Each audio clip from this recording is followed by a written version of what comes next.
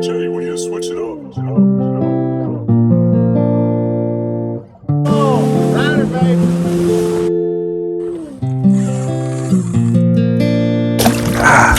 Yes. Flip him in here. Good dang.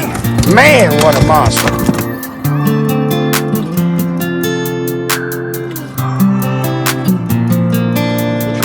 Good job, Xavier.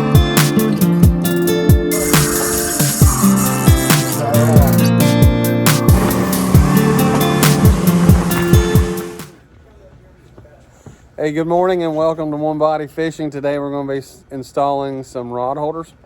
We called the manufacturer from Twin V for this 240, and we asked them what they installed. They said that they installed the Gemlux Rod Holders 15 degree. So that's what we ordered from the manufacturer. We ordered, and we've got this same type rod holder installed on the boat with the barbed fitting, and we pulled the panels out to see how thick the gunnel walls are, and we've found some issues where these drains aren't even plumbed in. So I don't know if the manufacturer took some shortcuts or if they just installed this as an option or what, but there's no drain tubes hooked to these, which in my mind, if you're going to use this type of rod holder, then why not have the drains, you know, so you can have the full functionality of the rod holder. That way you're not having salt water or condensation drain into your hole and then you have to bilge pump it out. We've already taken off this panel and we've removed all the screws. I think there's 6 screws, and this panel, it pulls out from the front and then you have to slide it forward because these rod holder tubes go all the way back into the back. See if we can show that for you.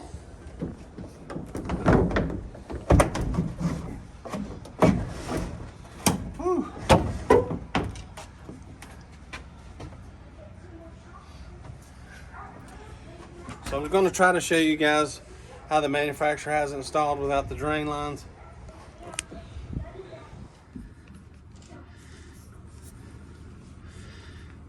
On the cleat, see, all those are drain tubes. They're supposed to be hooked up just like this. You see that drain tube? But nothing's hooked up to it. So once you get this panel out, the only reason we got it out is to verify how thick these gunnel walls are. And we did that, and they're about 1 3/4 inches thick. And so we verified that so we'd know how deep the hole saw would be and the length of the screws. So the way it's going to be mounted with the 3 screw holes, this screw hole will be to the outboard. You can see the angle right here, how it's going to be going in. So I put it right here just to get an idea how much of an angle it's going to be, whether or not it's going to be touching this gunnel interior wall. So I flipped it upside down with the angle facing outward, and I've already marked my center lines, so I know where the rod holder is going to be sitting. So I center that up, and I've made my marks. Now I know the angle in which the rod holder is going to be sitting in the gunnel. And then I took my center points and I marked a center line like crosshairs with a pencil, and now I know where to drill, and now I know what angle to drill. And I'll have my father, he'll sight the angle of the drill as I'm going down in to make sure we've got the same 15 degree. One of the tools I'll be using today is a Spyder hole saw. This is 2 inch and 1/8. I'll take this apart, that way I'll have my pilot drill right here to make my initial hole. So that initial hole will be my guide for the hole saw, so it won't get off center.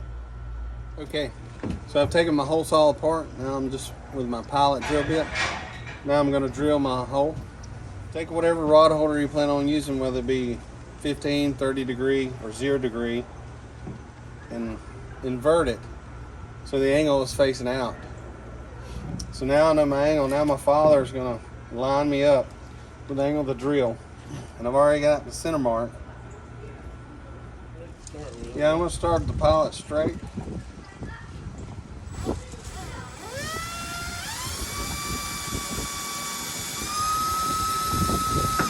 and then I'll angle it.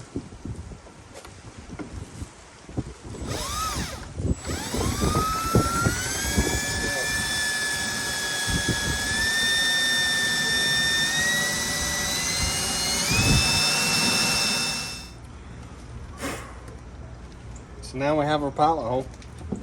We're ready to attach our hole saw back on.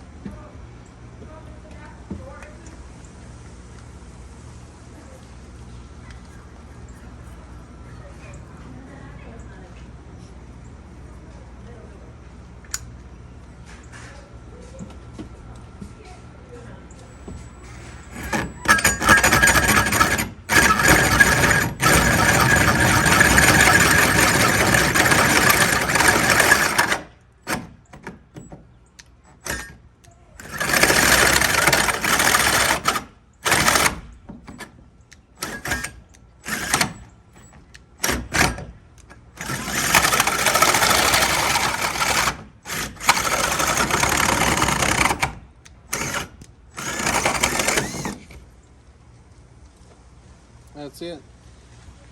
And if you get the Spyder, they make two different kinds. They make one for wood cutting, then they've got one with a carbide tip. You definitely want the one with the carbide tip. That wood saw, hole saw, it'll be burnt up and probably after one use. Next, I've got a 15/64 drill bit. Now I'm going to mark each one of my holes.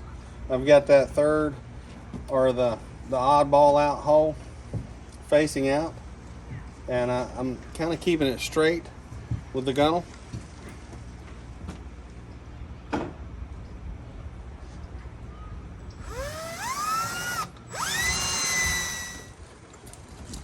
Now, like I said, we're using a number 14 screw, wood screw, stainless steel, about 2 inch.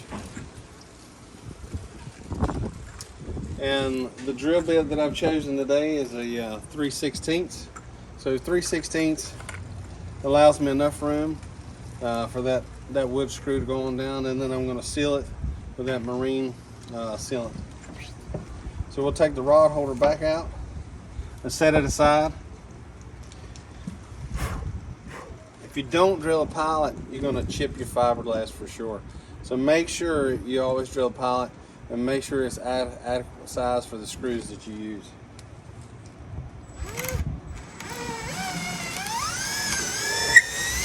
Because you only get one shot.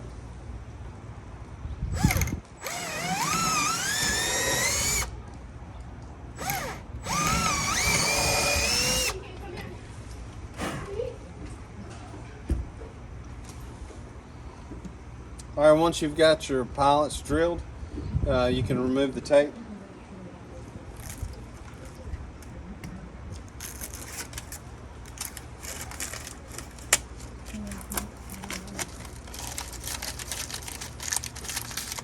And then I'm going to use some acetone to clean it up to make sure I've got a good clean surface for that Marine Sealant. We've got our acetone and we're going to clean the surface. Now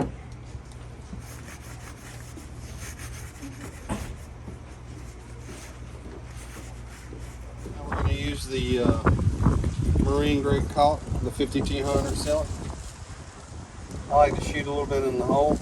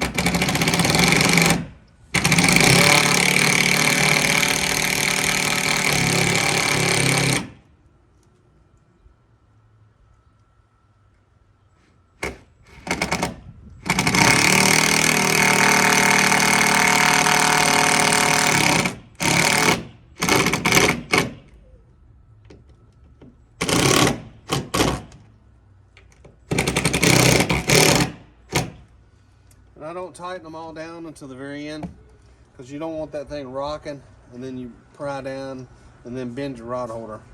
So try to get the surface area to go down the equal amount of pressure at the same time.